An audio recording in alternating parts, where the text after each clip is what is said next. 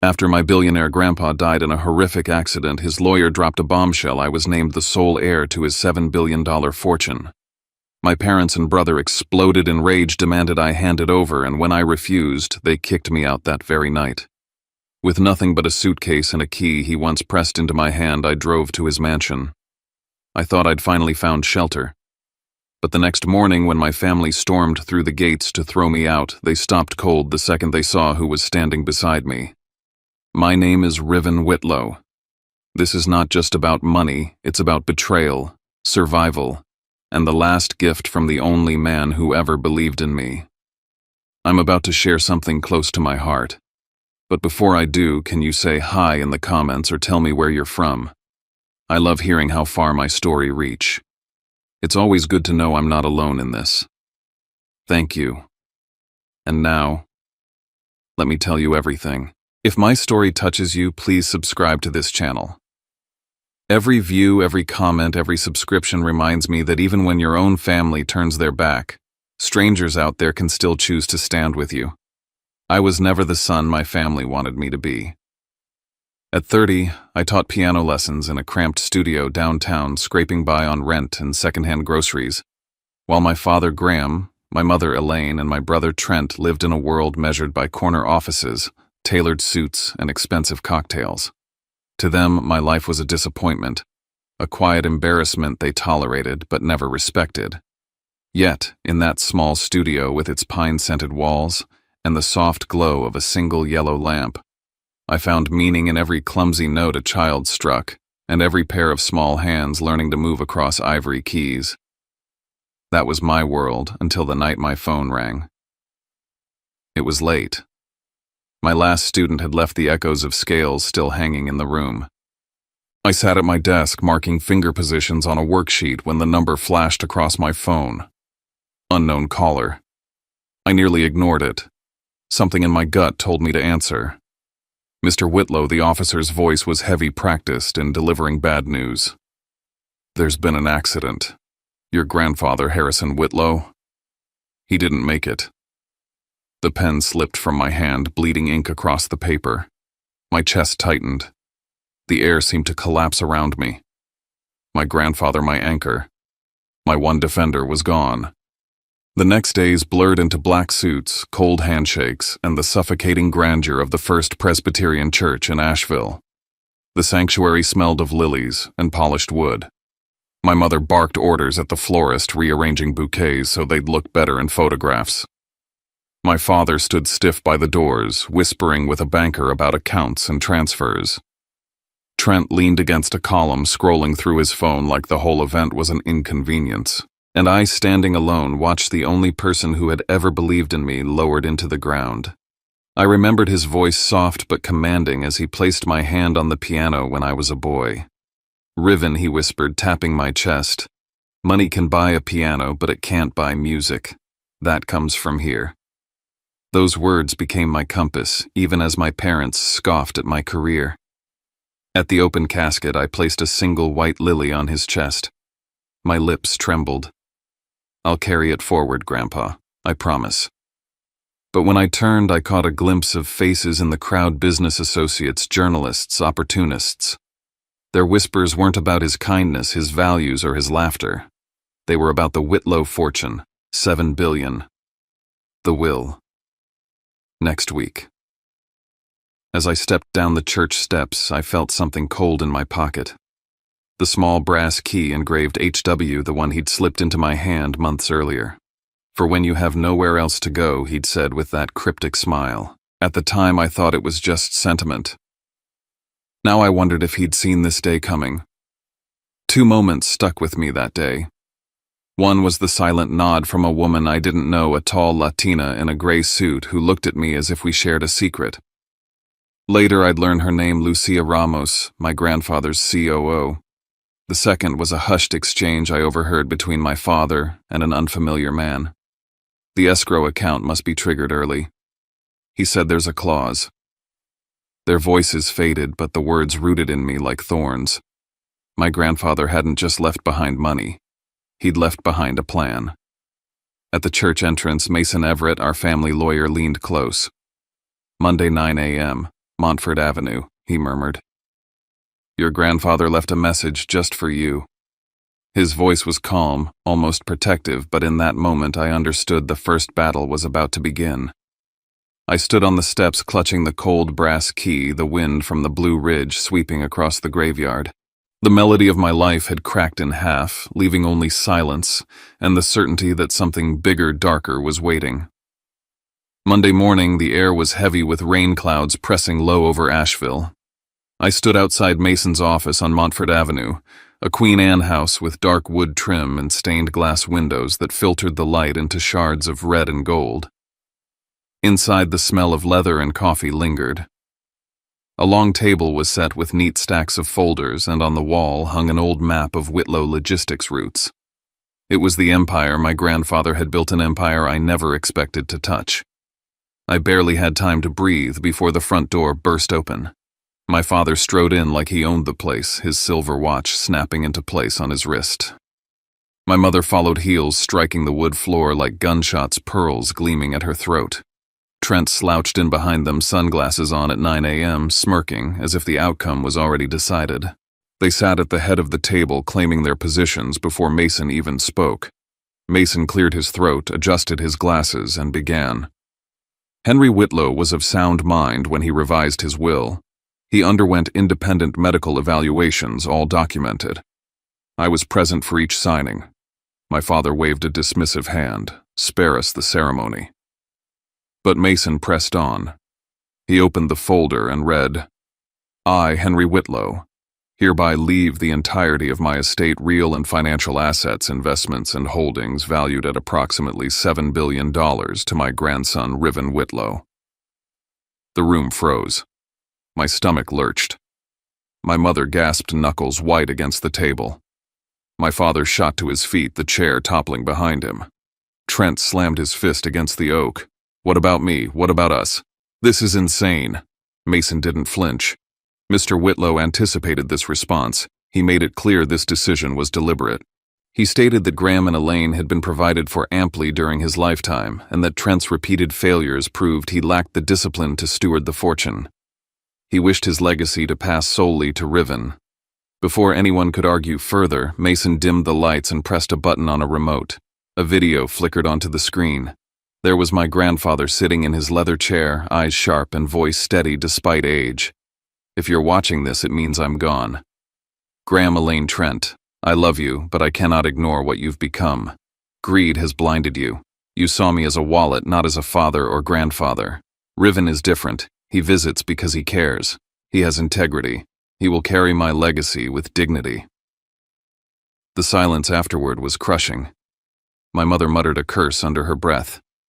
My father accused the screen of manipulation. Trent demanded a startup fund, shouting that Grandpa had promised. But the evidence was unshakable. Finally, Mason slid a small envelope toward me, sealed with red wax and my grandfather's initials. He left this for you, Riven. To be opened only when you're alone. My fingers trembled as I pocketed it. The shouting escalated. My father's fists trembled on the table. My mother hissed about betrayal. Trent demanded capital. Through it all, I stayed quiet, watching, memorizing, letting their rage wash over me like a tide I refused to drown in. Then Mason revealed something none of us expected. There is also a codicil, a safeguard. If within 6 months of Mr. Whitlow's death, Riven signs away control of the estate, 80% of the assets will automatically bypass the transferee and instead flow into the Harrison Whitlow Foundation. In short, if coerced, the fortune will dissolve into philanthropy rather than enrich anyone else. The fury in my father's face was like fire. He planned this. He planned to strip his own son. Mason's gaze was steady. He planned to protect what mattered. And then came my grandfather's last words in the video. Riven, you will not be alone. They know where to find you. I didn't know what he meant, but I felt the weight of it like a hand resting on my shoulder from beyond. When it ended, I walked out into the damp morning. My phone buzzed. A message from my father tonight. 7 p.m. Be home to discuss. Or don't call me father again. The key in my pocket pressed sharp against my leg. The sealed letter burned in my hands. And I knew whatever came next would decide everything. Dinner that night at my parents' house in North Asheville was staged like a reconciliation, but it was nothing more than theater. The sandstone walls, the glass panes gleaming with reflected firelight, the heavy furniture polished to perfection, everything about that house spoke of power, and none of it felt like home to me. We sat at the long mahogany table. My father set down a folder, his tone deceptively calm. "Riven, let's be reasonable. Sign this transfer. In return, you'll get a 10% allowance for life. More money than you'll ever need." He slid the papers toward me with the smoothness of a man who believed the deal was already done. I opened the folder. The language was cold, clinical. My eyes caught on the clause I'd learned about only hours before the safeguard my grandfather had built. If I surrendered, the assets would bypass my family and flow into the foundation. My father thought he was cornering me. In truth, his trap was lined with my grandfather's foresight. "I'm not signing," I said, my voice quiet, but steady. Silence fell like shattered glass. My mother's face twisted, her voice sharp as a knife. "Ungrateful. After everything we gave you, private schools, lessons, a roof over your head, you dare turn your back." Trent leaned forward, sneering. "Enjoy your billions, piano boy. You'll drown in it." My father slammed his glass down on the table, the crystal ringing. "Either you sign or you leave this house tonight. You will not walk out as my son if you refuse." I rose without a word, the chair legs scraping across the stone floor. My old room was just as I had left it years ago, the blue quilt, the dusty piano trophies lined on the shelf, the recital photo of me with awkward posture and a too big bow tie. I stuffed a few shirts into a duffel, grabbed the photo of me and my grandfather by the grand piano, and tucked my music notebook under my arm. My hands shook, but my chest burned with something stronger than fear. In the garage, the smell of oil and damp concrete surrounding me, I opened the sealed letter. My grandfather's words stared back at me. "If you read this from a place that no longer feels like home, go to Seven Oaks tonight. Grant will know what to do. Do not fear the sound of cameras." My throat tightened. Even in death, he was guiding me, anticipating every cruelty they would unleash. I returned downstairs, duffel slung over my shoulder. My father stood waiting, arms folded, face carved from stone. I placed the pen back on the table, pushing the folder toward him. "I'm not signing." The front door was thrown open. Cold air rushed in. Rain hammered down outside, hissing on the stone steps. My mother's shrill voice followed me as I crossed the threshold. "You'll regret this. Family is forever. Money can't keep you warm." The door slammed behind me. I walked into the downpour, gripping the brass key in my pocket so tightly my palm ached. Through the blur of rain on the windshield, I saw the lights of the house flare on all at once. In my rearview mirror, Trent stood by the window with a phone to his ear. His mouth moved words I could almost hear. Plan A failed. What about Plan B? My gut twisted. There was more coming, something I couldn't yet see. The road shimmered under street lamps, puddles reflecting the gray sky. My tires hissed across slick pavement as I drove through Asheville's sleeping streets. The prelude I had never finished teaching a student played itself in my mind, each note incomplete, unresolved. By the time the iron gates of Seven Oaks rose ahead, the rain was a wall between the past and everything that waited for me. I slid the brass key into the lock. A heavy click echoed through the storm. The gates swung open, and I stepped into the only place that had ever felt like sanctuary and the battleground my grandfather had left behind. The drive wound uphill through oaks, dripping with rain, the gravel crunching beneath my tires. Lights glowed faintly in the windows of Seven Oaks, the estate that had once been my childhood refuge. Tonight it looked like a fortress, silent and waiting. The front doors opened before I could knock. A tall man with graying hair and a pressed suit stood in the doorway. His eyes softened when they found me. "Mr. Riven," he said with a respectful bow of his head. "Your grandfather knew you'd come tonight. It was Grant Holloway, the man who had been at my grandfather's side for decades. He led me through the grand foyer, the air rich with the scent of cedar and lemon polish. The marble floor reflected the chandelier's glow. The sitting room still carried the faint musk of wood smoke. The grand piano in the music hall sat under its velvet cover, silent as if waiting for my hands. Through the tall windows I could see the rain-slicked roses in the garden, their petals heavy with water. "Come," Grant said, his tone steady but grave.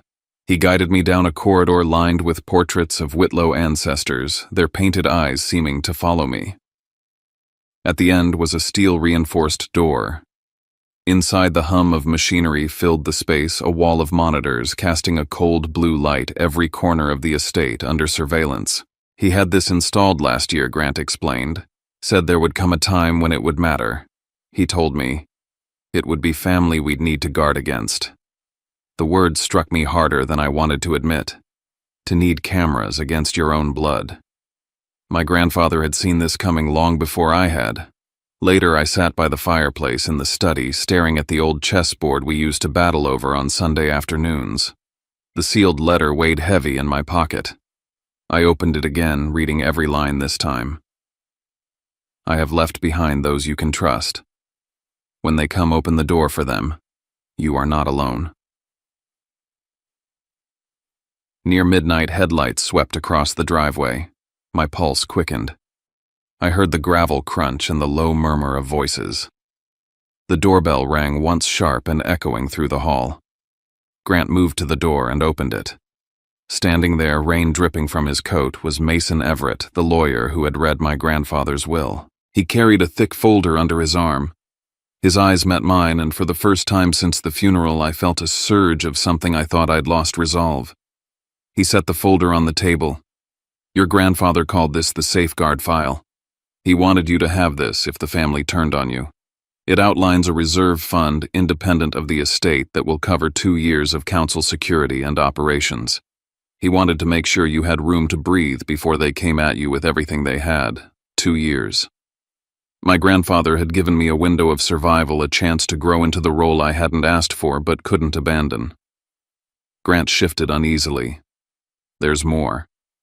He pulled up footage from the cameras. The monitors flickered, and there was Trent, my brother, slipping through a side entrance after the funeral, rifling through drawers before hurrying out again. Grant's jaw tightened. That's only part of what was captured. The rest. "It's better we hold back until the time is right." Mason leaned closer, lowering his voice. "Before your grandfather passed, he met with Judge Eleanor Price.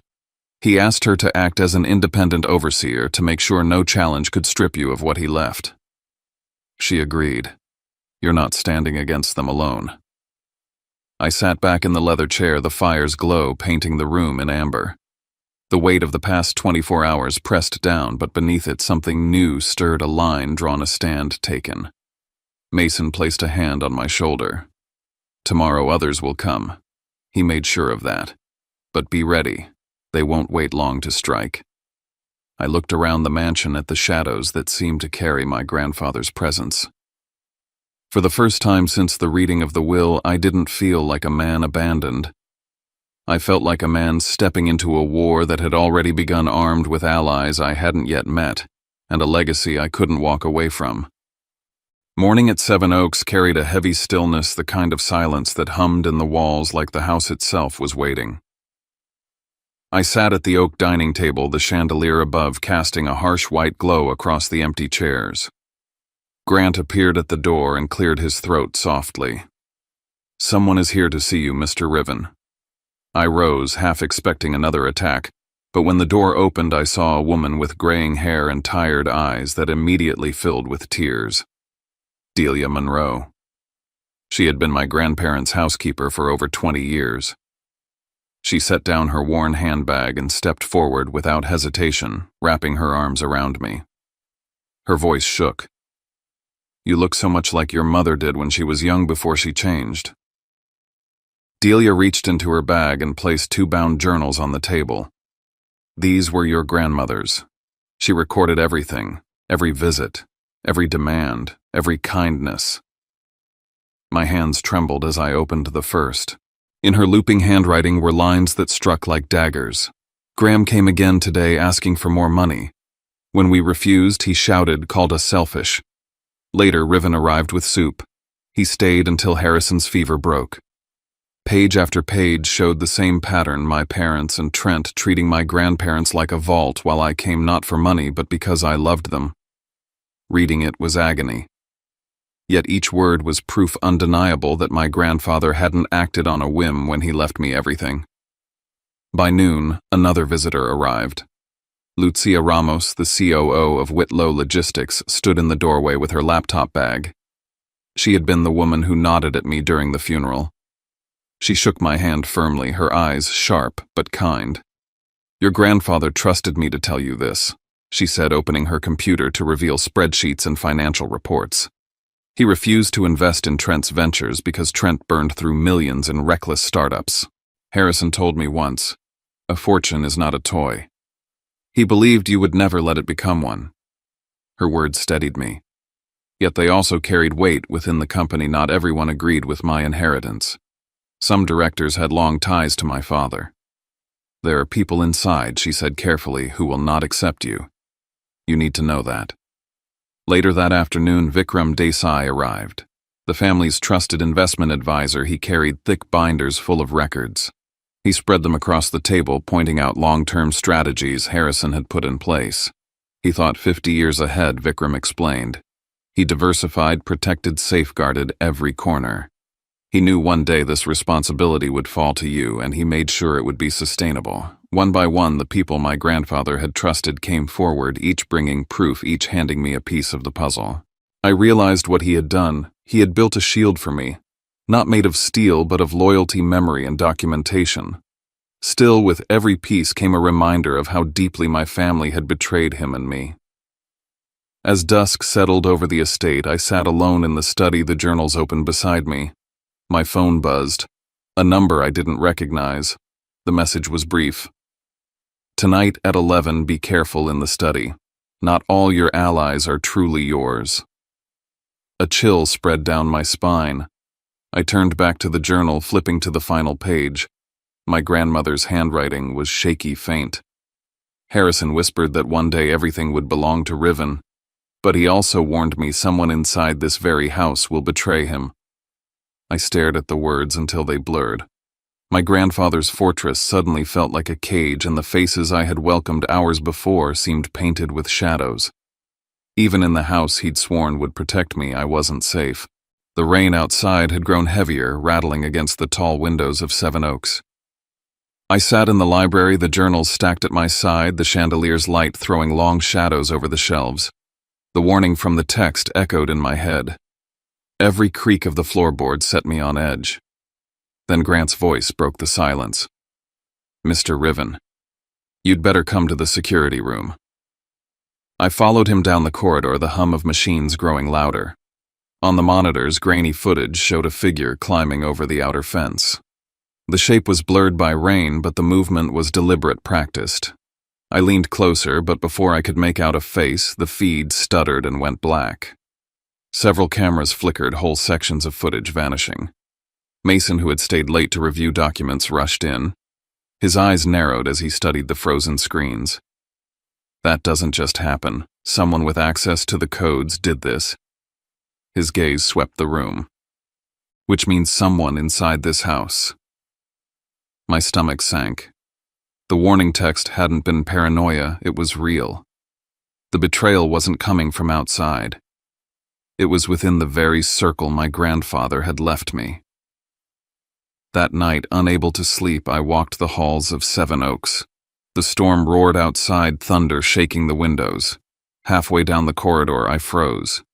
Footsteps. Soft, deliberate, not mine. I turned sharply, but the hall was empty. The portraits of my ancestors stared back at me in silence. When I returned to the music hall, I stopped cold.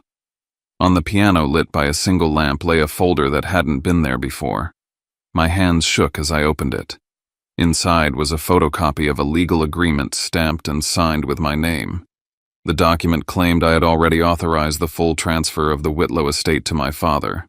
My chest burned with fury. The signature looked like mine down to the curve of every letter. Mason examined it under the light, flipping through comparison samples. "It's forged," he said grimly. "But whoever did this knew your hand perfectly. Look here, these strokes match Trent's old notes almost exactly. If he didn't sign it himself, he had someone mimic your style." The implication was clear. My family wasn't just trying to force me, they were preparing evidence to drag me into court, to strip me not just of money, but of credibility. Near midnight, the phone rang. The number was blocked. I answered, my voice tight. "Hello." A low, rough voice came through, almost drowned by static. "If you want the truth, come to the old docks at French Broad River tomorrow morning. One of the people you trust isn't who they claim to be." The line went dead. I stood alone in the great hall, the fire spitting embers, the shadows leaping on the walls. In my hand, the forged document felt heavier than steel. Outside, the storm battered the estate, but inside it was the silence that suffocated me. I realized then that the battle I had feared with my family was no longer just a matter of blood. It had become a war of shadows, betrayal, and deception. And somewhere inside the very walls of Seven Oaks, someone was already playing against me. The French Broad River lay quiet under the gray morning sky, the air cold enough to sting my face. I parked by the abandoned dock, its wooden planks warped and slick with moss. A lone figure waited at the end, collar pulled, high hat shadowing his face. He didn't speak at first, only handed me a small USB drive. His voice, when it came, was rough, as though torn from his throat. "Watch carefully. Not everyone Harrison trusted is truly loyal to you." Then he turned and disappeared into the mist, leaving me with nothing but the sound of water lapping against the posts. I drove back to Seven Oaks, every turn of the wheel heavier than the last. Grant was waiting in the study. Together we slid the drive into the projector. The screen filled with grainy footage, Lucia Ramos seated at a restaurant table across from my father. She leaned forward, sliding a folder across to him. His hand closed over it like a snake coiling around prey. The room erupted in murmurs. I felt my pulse hammering. "Lucia, explain this." My voice was colder than I intended. She straightened her back, her face tight. "That's not what it looks like. Harrison told me to monitor Graham's movements. That could have been a setup. Look closer. The timestamps don't even match." Before I could respond, Vikram leaned over, eyes fixed on the screen. "She's right. Look here, frame spliced, pixels blurred. This was edited. Someone wanted you to doubt her." He turned to me with quiet urgency. "This has Graham's fingerprints all over it. He's trying to fracture us." The room swelled with voices, accusation meeting defense, loyalty colliding with suspicion. I looked from face to face, doubt settling like smoke. Every ally my grandfather had left me now seemed under a shadow. By nightfall, the estate felt colder. As I returned to my study, something caught my eye.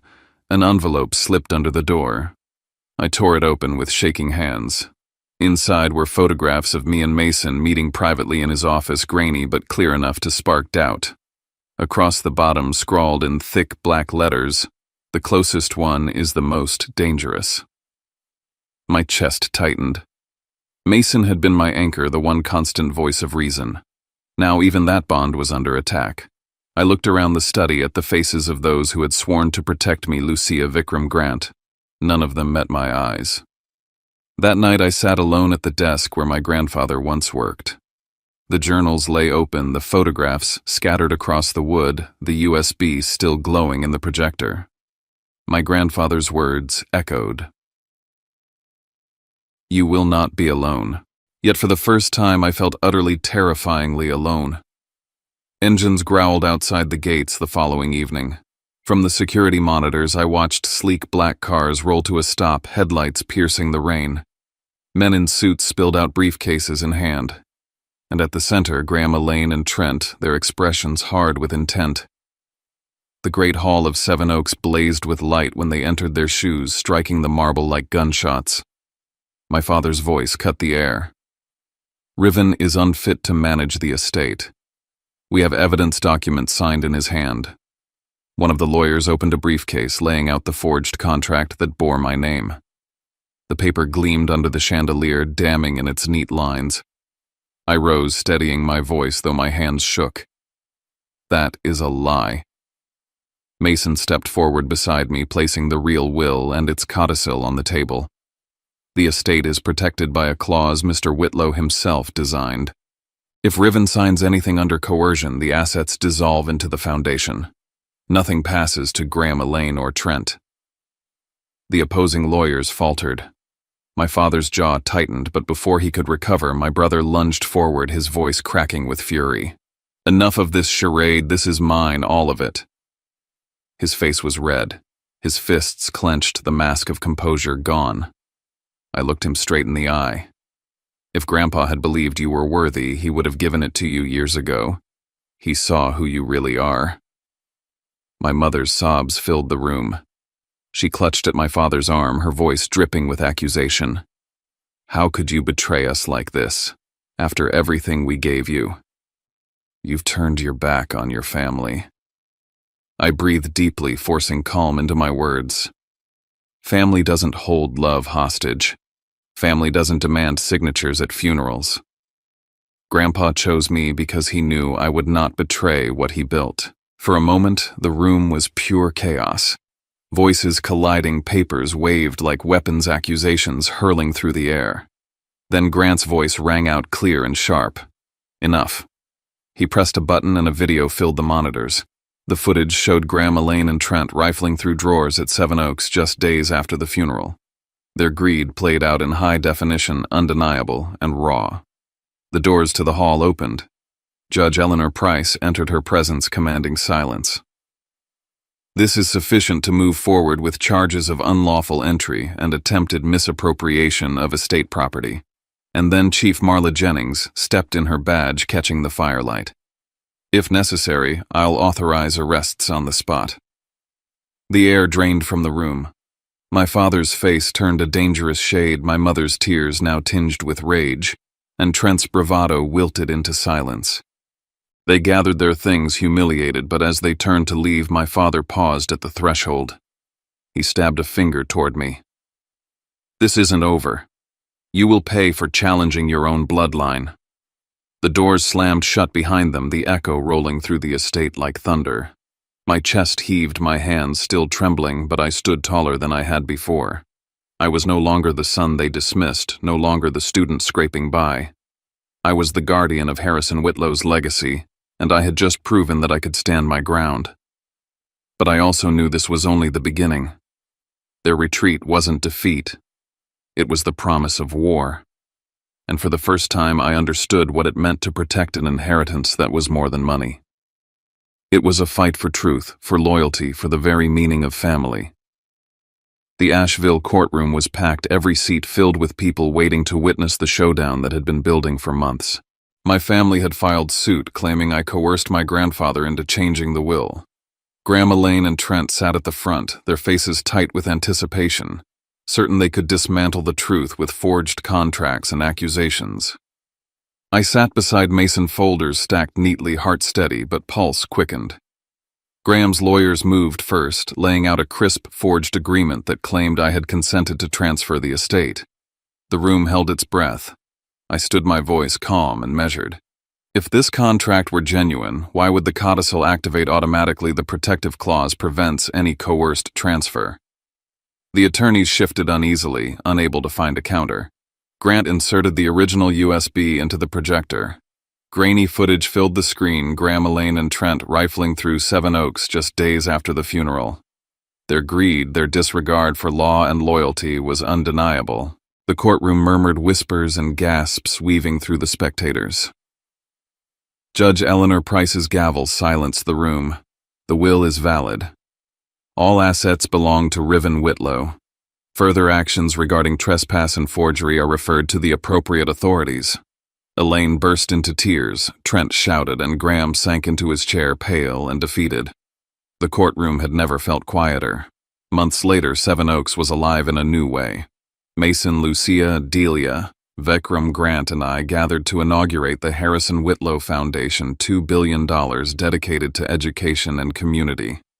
Standing at the podium, I addressed the room. Money can buy a piano, but it cannot buy music. The real legacy is giving the next generation a chance to create their own melodies. Applause filled the hall, faces warm with gratitude and support. That evening, the oak dining table hosted a different kind of family. Friends, allies, and mentors shared meals, laughter, and stories. The bonds were chosen forged through loyalty and integrity, replacing the cold scrutiny of blood relatives. I realized family was defined not by shared DNA, but by trust and purpose. A Sunday morning found me at Riverside Cemetery placing white lilies on my grandfather's grave.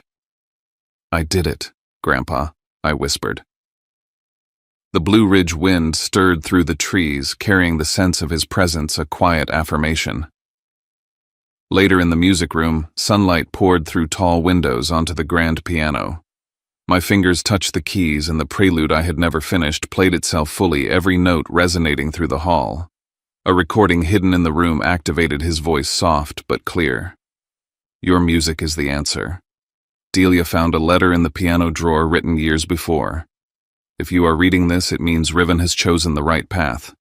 I felt the weight of his trust, the culmination of every lesson he had ever imparted.